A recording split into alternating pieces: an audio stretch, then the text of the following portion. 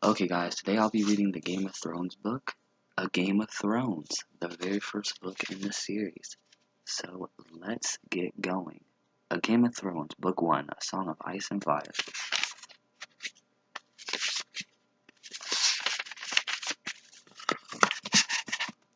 Here is the prologue. We should start back, Garrett urged as the woods began to grow dark around them. The wildlings are dead.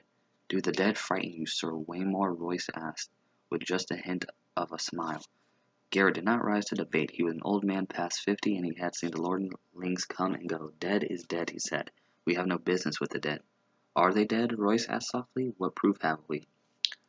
Will saw them, Garrett said. If he says they are dead, that's proof enough for me. Will had known they would drag him into the quarrel sooner or later. He wished it had been later rather than sooner. My mother told me that dead men sing no songs, he put in. My wet nurse said the same thing, Will, Royce replied. Never believe anything you hear at a woman's teat. There are things to be learned even from the dead. His voice echoed too loud in the twilight forest. We have a long ride before us, Garrett pointed out. 8 days, maybe 9, and night is falling. Sir Waymore Royce glanced at the sky with disinterest. It does that every day about this time. Are you unmanned by the dark, Garrett? Will could see the tightness around Garrett's mouth, the barely suppressed anger in his eyes under the thick black hood of his cloak. Garrett had spent 40 years in the Night's Watch, man and boy. He was not accustomed to being made light of. Yet it was more than that. Under the wounded pride, Will could sense something else in the older man. You could taste it. A nervous tension that came perilous, close to fear. Will shared his unease. He had been 4 years on the wall. The first time he had been sent beyond all the old stories had come rushing back, and his bowels had turned to water. He had laughed about it afterward. He was a veteran of 100 rangings by now, and the endless, dark wilderness that southern called for the haunted forest had no terrors for him. Until tonight, something was different tonight. There was an edge to this darkness that made his hackles rise.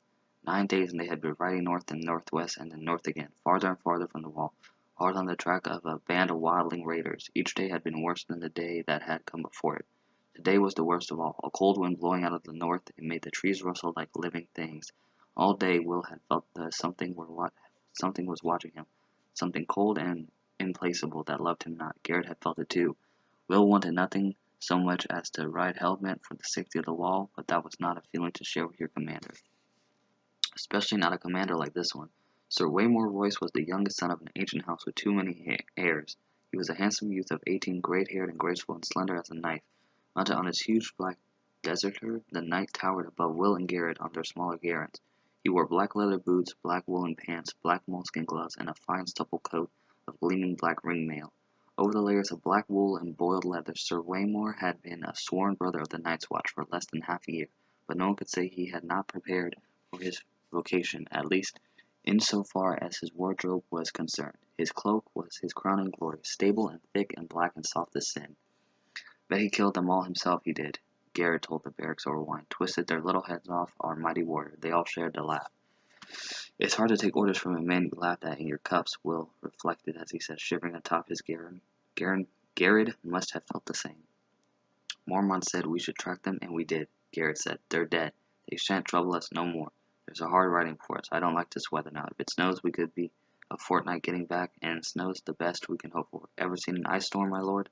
The lordling seemed not to hear him. He studied the deepening twilight in the half-bored, half-distracted way he had. Will had ridden with the knight long enough to understand that it was best not to interrupt him when he looked like that. Tell me again what you saw, Will. All the details. Leave nothing out. Will had been a hunter before he joined the Night's Watch. Well, a poacher in truth. Mallister free riders had caught him red-handed in Mallister's own woods, skinning one of the Mallister's own bucks, and it had been a choice of putting him on a black or losing a hand. No one could move through the woods as silent as Will. Had it not taken the black brothers long to discover his talent. The camp is 2 miles farther on, over that ridge, hard beside a stream. Will and I got close as I dared. There's 8 of them, men and women both. No children I could see. They put up a lean against a rock. The snow's pretty well covered now, but I still can make it out. No fire burning, but the fire pit was still plain as day. No one's moving. I watched a long time. No living man ever lay so still. Did you see any blood? Well, no, Will admitted. Did you see any weapons? Some swords. A few bows. One man had an axe. Heavy-looking, double-bladed, a cruel piece of iron. It was on the ground beside him, right by his hand. You can note the position of a couple sitting up against the rock. None were fallen or sleeping or suggest fallen since it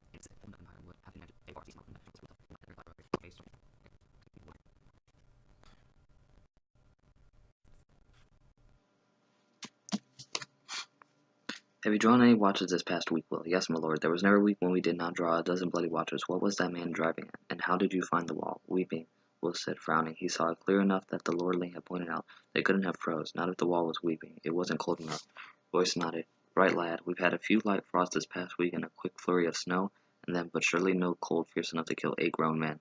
Men clad in fur and leather, let me remind you, with shelter near at hand, and that means of making fire.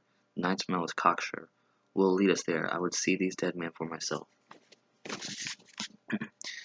And then there was nothing to be done for it. The order had been given, and the honor bound them to obey. Will went in front, his shaggy little Garen picking up the way carefully through the undergrowth. A light snow had fallen the night before, and there were stones and roots, carelessly and unaware. Oh, wait, what? Hold on.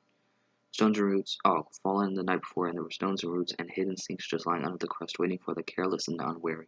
Sir Waymore Royce came next, his great black deserter snorting impatiently. The warhorse was the wrong mount for ranging, but try and tell that to the lordling. Garrett brought up the rear. The old man at arms muttered to himself as he rode. Twilight deepened. The cloudless sky turned to a deep purple. The cold of an old bruise and faded to black.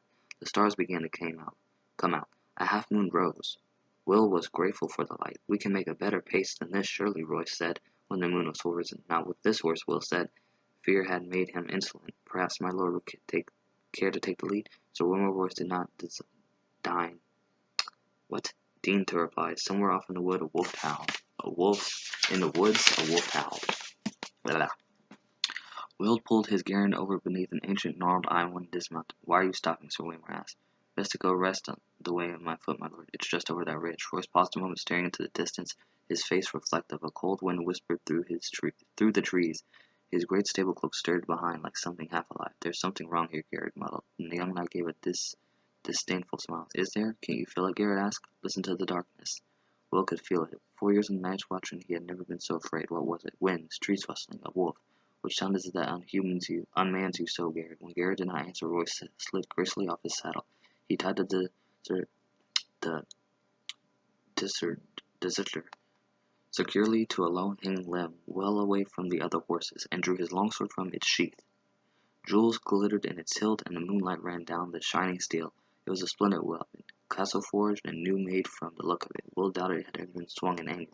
The trees press close here, Will warned. The sword will tangle you up, my lord. Better a knife. If I need instruction, I will ask for it, the young lord said. Garrett, stay here. Guard the horses. Garrett dismounted. We need a fire. I'll see to it. How big of a fool are you, old man? If there are enemies in this wood, a fire is the last thing we want. There's some enemies the fire will keep away, Garrett said. Bears and direwolves and other things. Sir Waymore's mouth became a hard line. No fire. Garrett's hood shadowed his face, but Will could see the hard glitter in his eyes as he stared at the night. For a moment he was afraid the older man would go for his sword. It was a short, ugly thing. Its grip discolored by the sweat. Its edge nicked from hard use, but Will would not have given an iron bob for the lordling's life if Garrett pulled it from the scabbard. Finally Garrett looked down. No fire, he muttered, low under his breath. Royce took it from his acquiescence and turned away. Lead on, he said to Will. Will threaded their way through a thicket and then started up the slope to a low ridge where he had been found his vantage point under a sentinel tree. Under the thin crust of snow, the ground was damp and muddy, slick footing with rocks and hidden roots to trip you up. Will made no sound as he climbed. Behind him, he heard soft metallic slither of lording's ringmail and the rustle of leaves, and the muttered curses as reaching branches grabbed at his longsword and tugged on his splendid sable cloak. The great sentinel was right there at the top of the ridge where Will had known it would be. Its lowest branches a bare foot off ground. Will slid underneath, flat on his belly in the snow, with mud, and looked down upon the empty clearing below. His heart stopped in his chest. For a moment he dared not breathe. Moonlight shone down on the clearing, the ashes of the fire pits, the snow-covered lean-to, the great rock, the little half-frozen stream. Everything was just as it had been a few hours ago.